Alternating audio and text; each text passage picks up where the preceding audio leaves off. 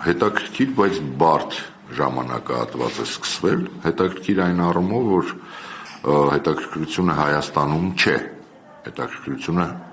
դրսում է,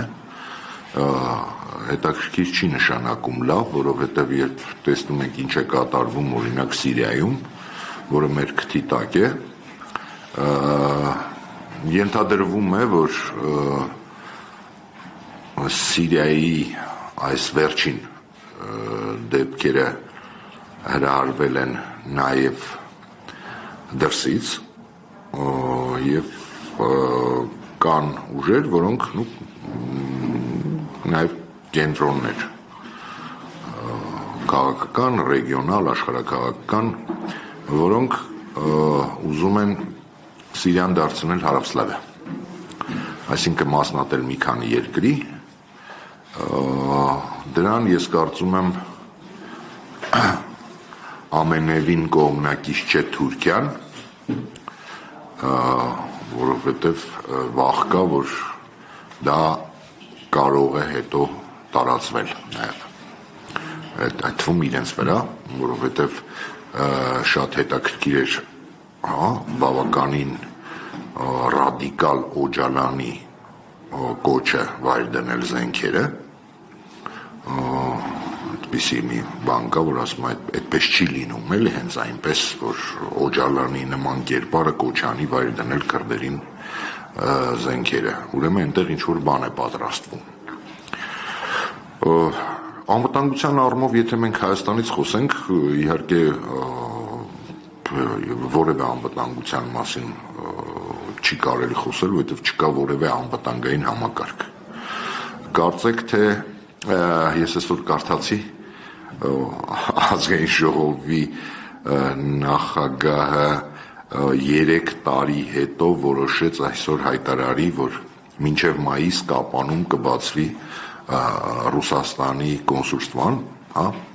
հյուպատոսությունը, չգիտես ինչու նոր որոշեցին դա ասել, ենթադրվում է, որ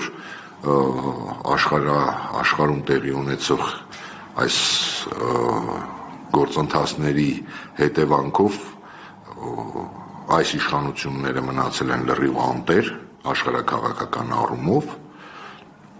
և փորձում են հիմա նորից ռուսների հետ սիլիբիլիան են։ Դա նկատվում է նաև արևմտյան ուժերի ռեակցիայից այստեղ, որոնք երկար ժամանակ այս իշխանության հենարաններից մեկն էին, հիմա ամենաուժեղ քննադատողներն են։ Պատահական չի, որ իշխանական ամբողջ վերնախավը Ազատություն ռադիոկայանին մեղադրում է ֆեյք լուրեր տարածելու մեջ, այն ռադիոկայանին, որը իրենց իշխանության բերելու ընթացքում 24/7 ռեժիմով լուսաբանում էր այս իշխանություններին, ես նայում եմ արևմտամետ ուժերը եւս բավականին լուրջ քննադատության են ենթարկում իշխանություններին, այդ երևում է, որ իշխանությունները որոշել են կրկին ընկնել ռուսների գիրկը, կստացվի թե չէ դա այլ խնդիր է, բայց քանի որ փորձեցին տարբեր տեղեր, ենթադրում եմ, որ բոլոր տեղերից ստացան կամ չոր, այսպես ատկաս կամ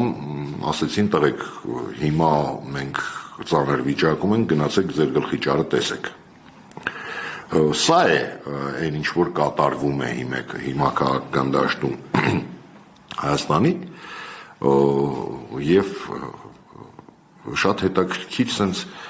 կարծեք թե համ ակտիվություն կա օրինակ ընդդիմադիր բանում իրար, իշխանությունում իրար են ինչ-որ բավականին, եթե նկատենք հենց իշխանության մեջ, ասենք, մի քանի բան, օրինակ անիվի թեման բացվել է և դա ամենաշատը հիմա անիվի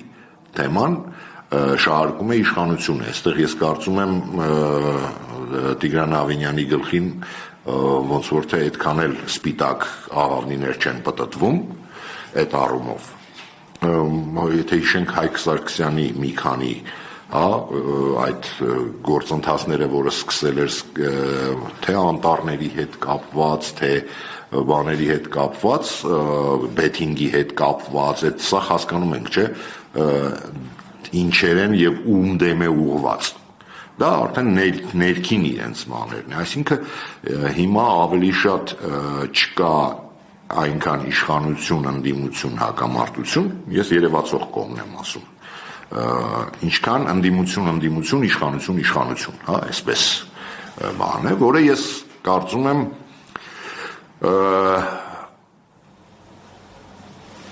Նիկոլ Փաշինյանը հասկացավ, որ այդ ինչի իր դեմ է ուղղված, որովհետև եւ ընդդիմությունը, եւ իշխանությունը եւ փորձեց ինչ-որ ռեակցիա տալ։ Ստացվեց թե չէ, երևա կարծում եմ չստացվեց։